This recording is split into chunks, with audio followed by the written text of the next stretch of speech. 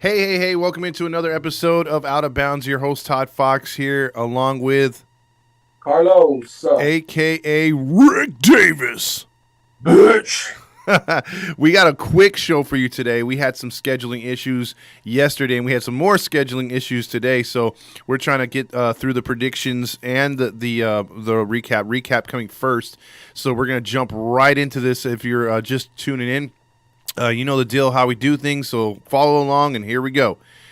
We're going to start with the first game. The first game was, obviously my Seahawks, and the Seahawks getting the L in this one as they lose on a Thursday night game, 21-13, pivotal game.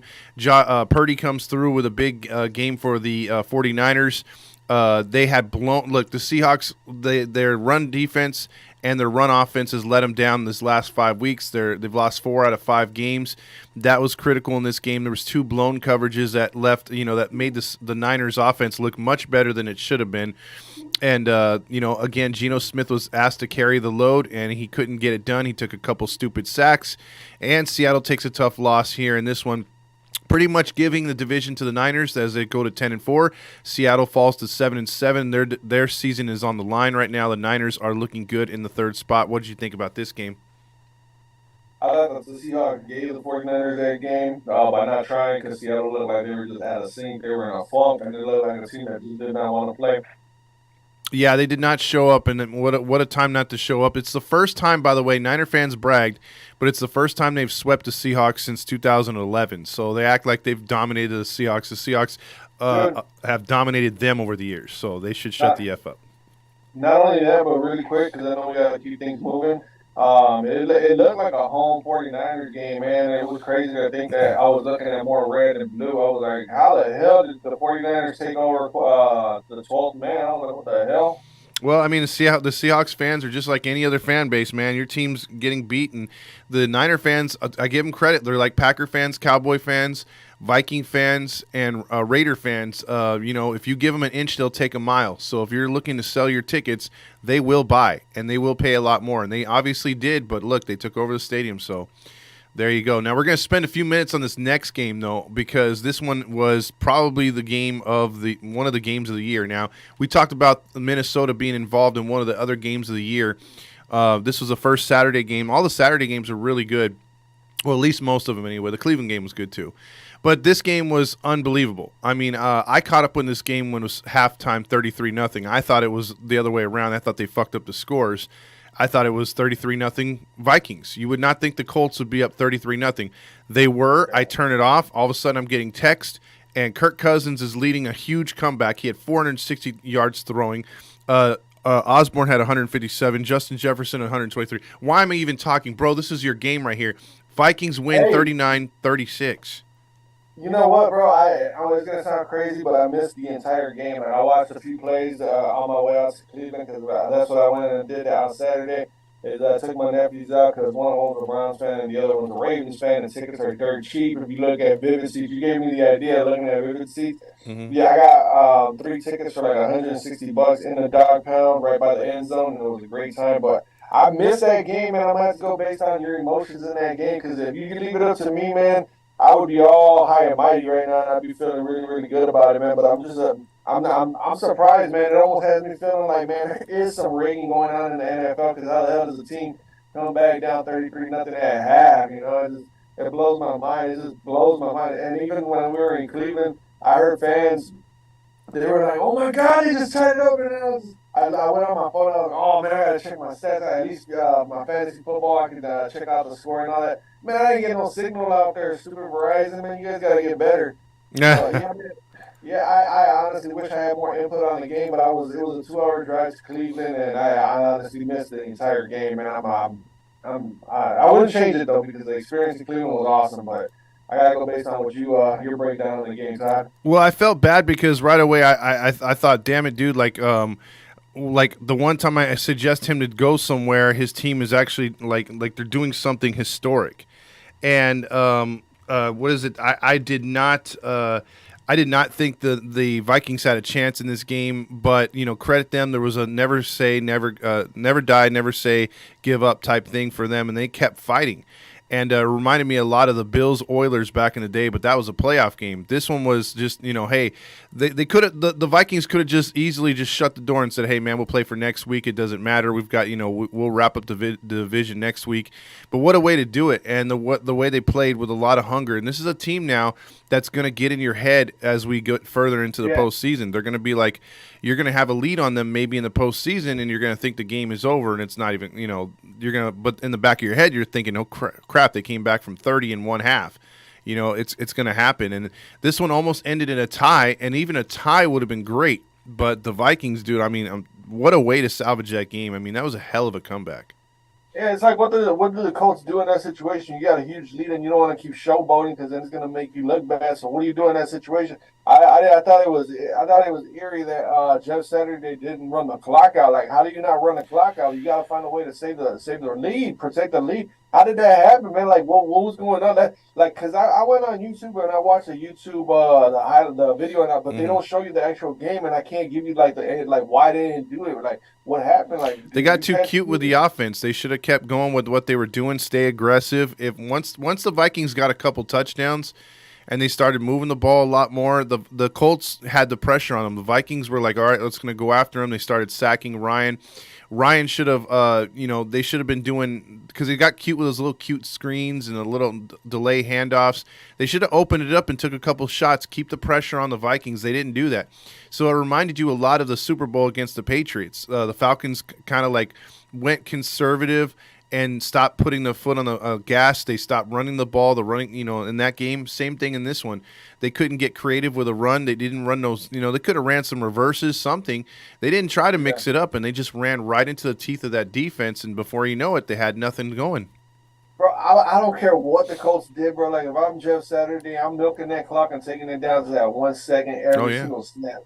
Every single snap, I'm taking it down to that 1 second mark. I'm happy the Vikings won, but it's just ridiculous how a sports team gives up a massive lead. In basketball, it's like losing after being up like 60-0. That's ridiculous, bro. Jeff Saturday is not going to get another shot, bro. Well, I'm telling you, this is probably one of the most frustrating seasons for any kind of football fan, let alone Colts fan. I mean, they're 4-9-1, 2-5-1 on the road. They've lost some games they should have won. They tied some games they should have won. I mean, it's just their season's been weird. I mean, you think the Broncos' season's been weird? They've just been losing. But the Colts have showed signs of being a good team and then signs of being a really bad team, mediocre. They've been all over the board. So, yeah, this is definitely one that they're not going to forget. And lo and behold, I think they get the Monday night game this week too. So, jeez. Let's see how he bounce back. Yeah, exactly. So that's that game. What a monumental comeback. If we had more time, we would definitely touch on this. I'm going to be blowing through the stats, so just giving you guys a heads up on that. So James checks in. Also, Each Monkey says, yo, Sonia's in the house. We're going to get to a game you were in. Just explain the situation and how good the fans were. The Browns dominated this game. The Ravens threw a lot of I did see the game. They missed field goals. Both teams. I mean, Tucker had one blocked. He's never had one.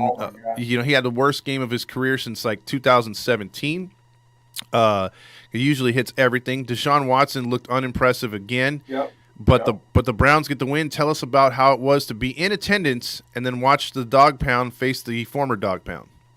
Oh my God, the atmosphere was awesome, man. I think that I'm gonna take that away more than the game. Like, the game was there, but it was just like the atmosphere, the music, everything that came with the game was a lot better than the game itself. The game itself was kind of like, you could live without the game and you can watch anything. But dude, the way that fan base is, bro, you got some diehards over there in Cleveland, bro. Like, man, I remember showing up and I seen Progressive Field. I thought that was the Brown First Energy Stadium. And I was like, oh, look, there's a stadium. That stadium, that Progressive Field is beautiful too, bro. Like, if there's a city that loves sports, Cleveland is a city. But dude, like, these fans, like, as soon as I spotted, it was weird because I was like, oh shit, there's a Browns fan. Like, I'm not used to seeing no Browns fans, bro. Like, they were just like from top to bottom, they were just all browned out. I was like, holy shit! And then I looked to the left, and then there's like a crowd. There's like a mob of Browns fans. they're all singing to each other. It was way different, bro. Like in Detroit, it's like you. I'm used to Detroit type of atmosphere where fans are just sitting there where everybody's talking about football and it's a regular crowd. But in Cleveland, it's a way different atmosphere, bro. It's like a different world of football out there, bro. Like the game itself is football, but the atmosphere is way different. Like being in attendance right there, you would think that you're in attendance for a playoff type of team. That's how much they love their team, bro. Like they were pumped up over first downs and all that, and it was like in the area I was in, bro. It was a non-kid friendly area, and I found out after the game about that. But it was smelling like ganja in there, bro. Like everybody was smoking, and I remember when I was standing there looking at the game, the scoreboard, and watching the plays happen. I was like, I had to ask myself like a few times more than I was like, man, am I high? I was like, holy shit, these dudes are in here smoking some. I was like, damn, but they're allowed to, bro. That's the dog pound. That's why tickets are so cheap right there. But hey, man, it was a great time. I don't want to sit here and talk your ear off about everything that happened there, man. But I would strongly recommend if you're gonna go to an unbiased game and you just want to watch a football game between two teams and enjoy yourself, go to a Cleveland Browns game. The cheap tickets. And the atmosphere is fucking awesome. The music that they play, everything is just picture perfect for a football fan, bro. And it's even better because none of my Vikings weren't playing, and both those teams I didn't care for them, the Browns and Ravens. But it was great, bro. I would do it all over again, even if it was cold and snowing. That Lake Erie effect was crazy cold, bro. I was shaking because I was so cold, but I didn't want to leave because it was such a cool atmosphere. It was like summer in the middle of winter, bro. Damn. Okay. I did like the videos you were sending the fans, high fiving you, talking about the Vikings. You know, like you said, they were giving you props and everything else like that. They were welcoming you in as a Browns fan, or just Yeah. cheering, helping them cheer for the Browns. The videos you were showing with the pregame and everything else like that, the defense, when they were on. So yeah, that definitely looked really really fun. So I'm glad you had a good time, my man. And I was in I was in a Vikings jersey, bro. Like everybody else was all brown or ravened out, and I was the only one in a bright ass purple jersey. And everybody's like, "You're at the wrong game, man." I was like, "No, I'm not." I was like, "Deal with it." There you go. But that's a last thing on this game. That was a critical loss by Baltimore. Obviously not having Lamar Jackson, but that makes them 9-5, and we'll talk about why that's critical later. We'll jump into the Miami Dolphins and the Buffalo Bills. The Bills improved to 11-2 or 11-3. Sorry, 6-1 at home. They win 32-29. This game was really, really good too. You had snowballs being thrown by the fans. You had snow angels at the end of the game because that game got freezing real quick. Snow came down in buckets at the end of the game. The Dolphins fall to 8-6. It's a crucial loss. They're 3-5 on the road. If you want to look to a reason why they don't make the playoffs or why they don't have much success going into the playoffs, it's because of that road record. They've dropped some games they should have won. They lost last time here in an unbiased stadium here in L.A., and then they lose in tough Buffalo. Josh Allen did his thing. He rushed the ball for almost 100, and he threw 4 touchdowns. Any thoughts on this game? No, I mean it was kind of expected that the Bills were going to win. I was impressed with how much snow there was, and I was impressed with the fans just sitting there taking it. But when you're in a type of game like that, in a really good game, and it's a good game, weather doesn't mean nothing. You're going to feel the weather, but you're not going to think about leaving, bro. Those games are awesome. Primetime games are awesome, bro. Those fans are cool. You can tell Buffalo's got a really good fan base. Um, Josh Allen continues to be himself. The Miami Dolphins were close to winning that game, and I feel like Miami could have easily won that game.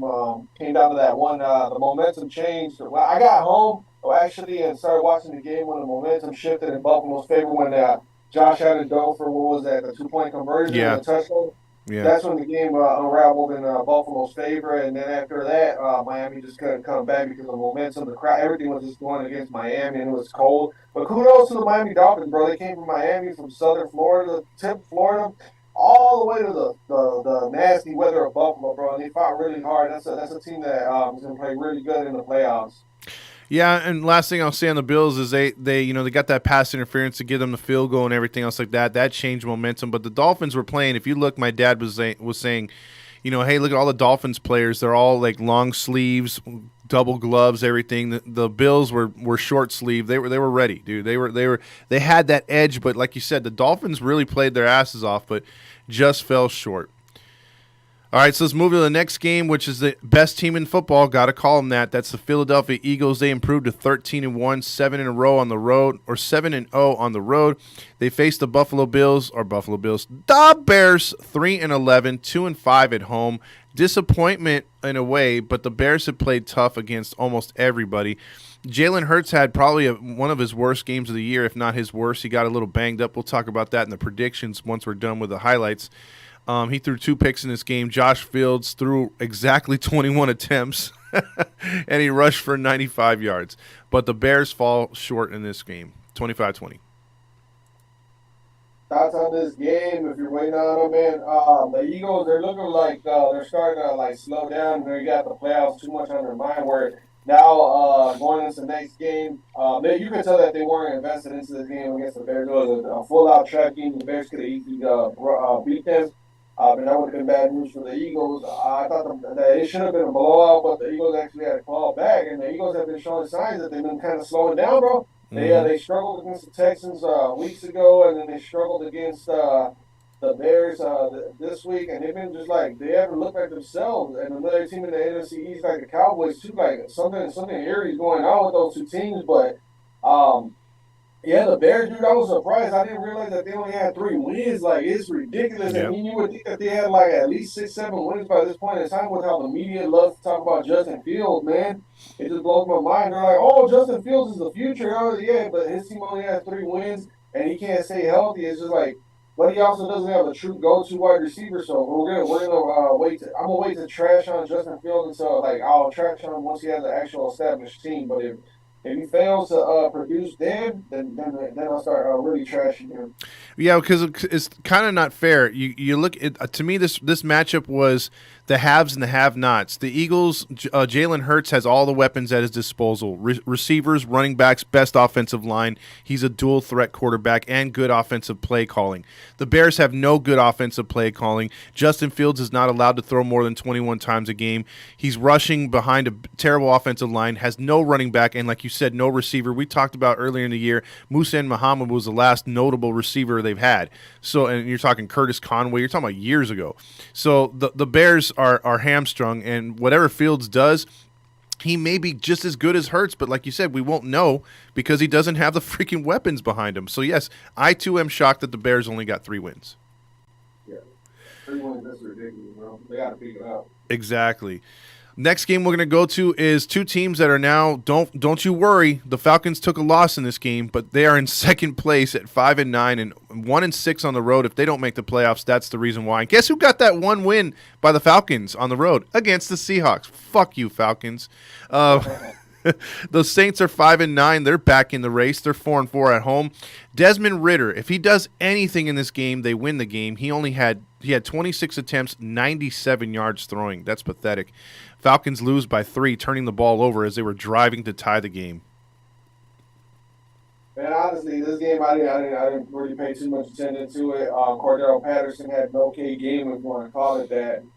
They had Andy Dalton versus Desmond Ridder, and then Chris Olave. It was just I honestly was more intrigued. I was honestly more interested in the after the game, the post game. Mm-hmm. I wanted to see if any fans got into the fight because if you're paying attention to the rivalry in the stands is a lot more entertaining than the games themselves when Atlanta and New Orleans face off. Because those fans really get into it, bro. They start trolling each other, they start fighting each other. But yeah, as far as these 2 teams, I really don't see too much coming out of either one of them. I expect that both of them are going to probably lose out. I haven't looked at the remaining schedule, but there's nothing impressive about either one of these teams. It's just like maybe when they play against each other, you're in for a good game, but other than that, it's like kind of you're in for a boring game. Absolutely.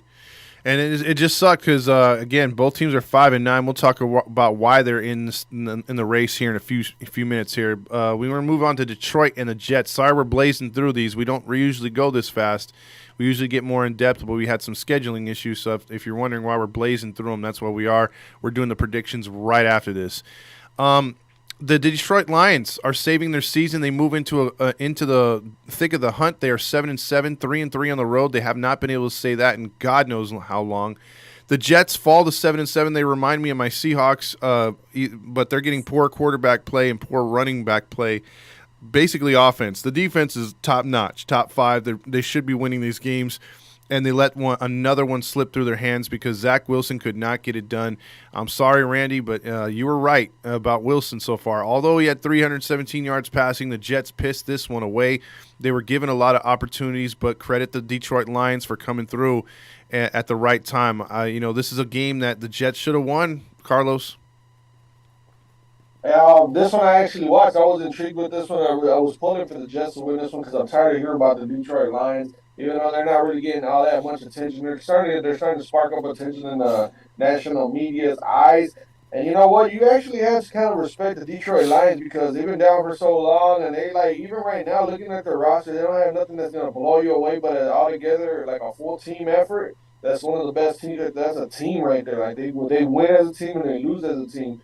Kudos to Dan Campbell, bro. Like when he came out with the statement of biting kneecaps and we're gonna keep biting, whatever it is that he said years ago when he took over the job. I was like, man, this guy's not gonna last.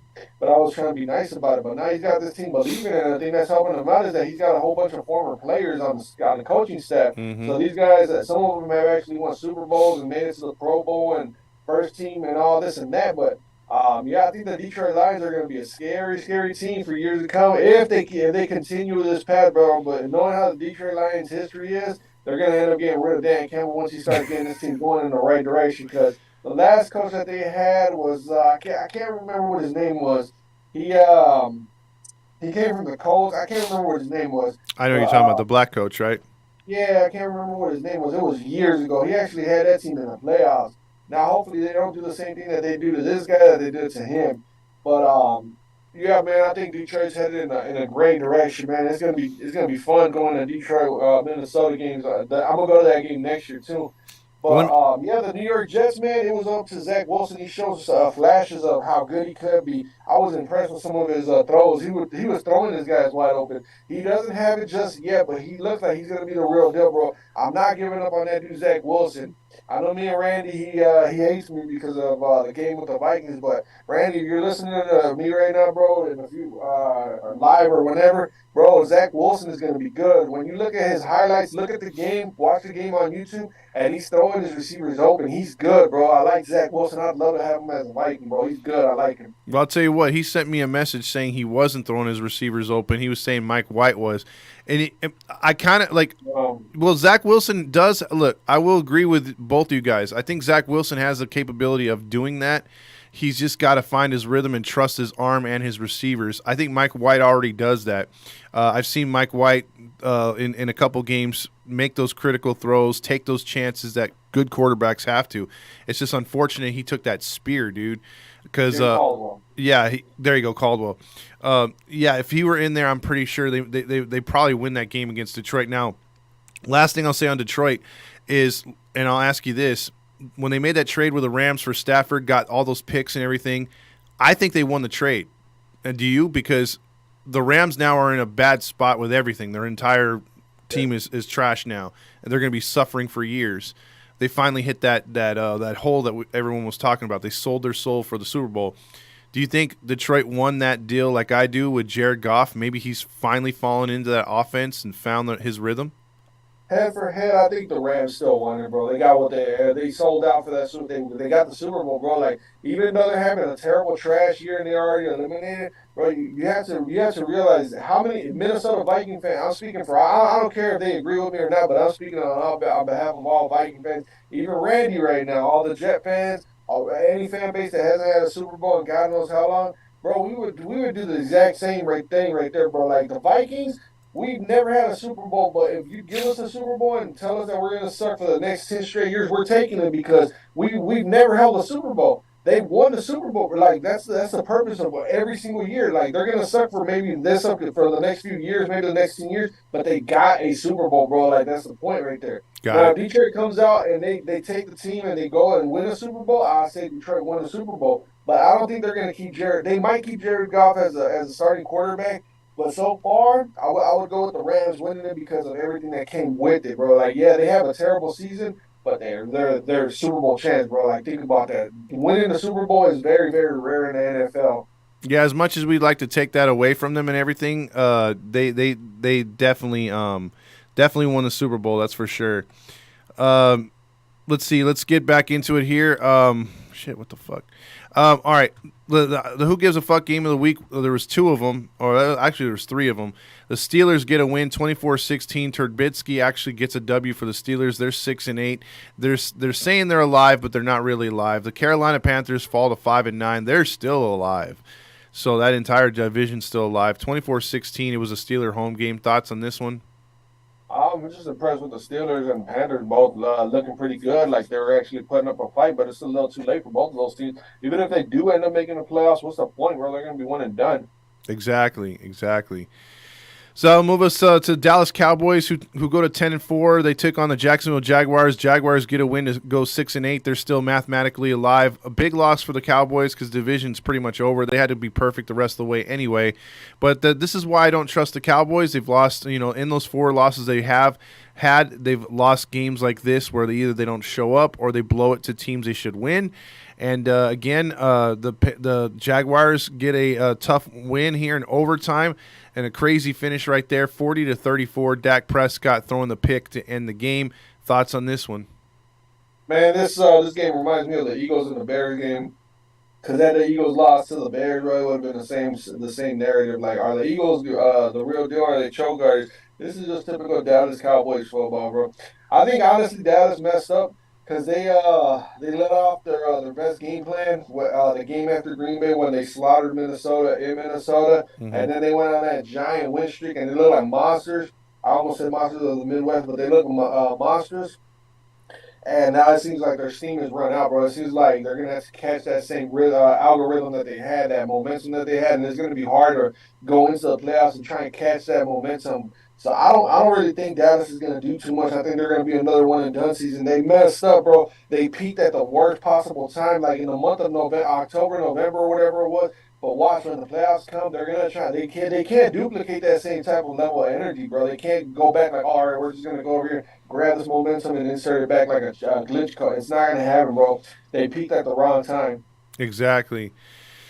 It's frustrating, but hey, Dallas fans know what that's like. No Super Bowls since they did the salary cap, that's for sure. That'll move us on to the Kansas City Chiefs, who improved to 11-3. They took on the Houston Texans, who fall to the worst Oh my record, and they're God. going to get the number 1 pick. They are 1-12-1. But again, like a broken record, the Houston Texans play really tough and really competitive, but find a way to lose. And they found a way to lose in overtime, 30-24. This was going to be the shock of the game, or shock of the week, had the Vikings not come back and the Texans Yeah. would have won. Yeah.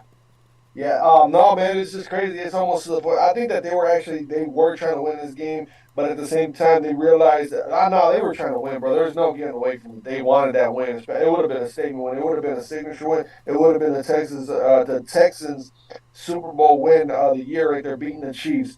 Because that's like a Super Bowl favorite team versus a team that's going to be like number 1 overall pick. But the Texans are going to have the number 1 overall pick. So they're going to be able to draft the quarterback. They got a bunch of draft picks from Cleveland. So, man, it's going to be fun seeing the Texans grow, bro. Like, you're literally witnessing the rebirth of an expansion team. If you remember the Texans when they were an expansion team, we're witnessing it all over again, bro. They're going to have a fresh new start. Lovie Smith, hopefully he can put his hands on a draft pick and let Lovie Smith take control of the team, bro. He's a good coach. I love Lovie Smith, man. He was a asshole when he was with Chicago because he was always a thorn in Minnesota's sight. So I know what type of coach he is. He's a great coach. Keep him, Houston.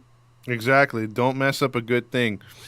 Give him a chance. Now move us on to another Who Gives a Fuck game of the week. Russell Wilson not playing. Murray not playing. The Cardinals started Colt McCoy and had Trace McSorley versus Brett Ripken. Imagine buying tickets for this game. Cardinals fall to 4-10. The Broncos improved to 4-10. I was expecting like 6 wins, bro. Like, you were like they improved on the same exact. That's terrible, man. That's horrible. The Cardinals are like, damn, we're 4-10. The Broncos are like, all right, we're 4-10. Man. That's all I'm gonna say about this game. It was ugly. I watched one play. That's it. I didn't watch any of that game, bro. Like, there was no reason. Whatever red zone passing, even then I was washing dishes, so I wasn't paying attention to that. I'll just say this real quick as we move on to the next game. I wish we had more time to break these games down this week, and I apologize again because this one we could have spent an entire segment on. New England Patriots go to 7-7 as they lose 4-4 on the road to New England to Raiders, who improved to 6-8. They're 4-2 at home. They should play at home more often. This game was back and forth. Mac Jones sucks ass. 13 for 31, 112 yards, but that wasn't the story.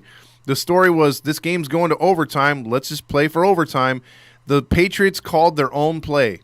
And basically, running back Stevenson, after he got a big gain, figured, okay, I'm in field goal range, 40-yard line. Let me lateral the ball. And he laterals it. Then the receiver goes backwards like a dumbass. Should just went down or out of bounds. He throws it about across the field. Myers, or what's his name? I forget the Chandler Jones catches it. And then bull rushes the quarterback. Mac Jones, dude, hold on. That stiff arm is a thing of beauty, man. That thing, I can't, hold on. I got to cut you off on that one. Dude, that stiff arm like Mac Jones took from Chandler Jones was unreal, dude. I was like, holy crap. Dude, you know what I'm talking about, right? He grabbed him by the helmet. He just absolutely just flung him down to the ground like a basketball. He was mad or something. That dude is a man amongst boys after that play. That man won my respect. Imagine if he did that to you, bro. I wouldn't look at the sport ever the same ever again. But go ahead, bro. I had to put my 2 cents in on that right when you got to it, bro. That was ridiculous, James. James, what do you think about that stiff arm and that mugging, bro? That was right. He should be facing some charges for that one, don't you think, James?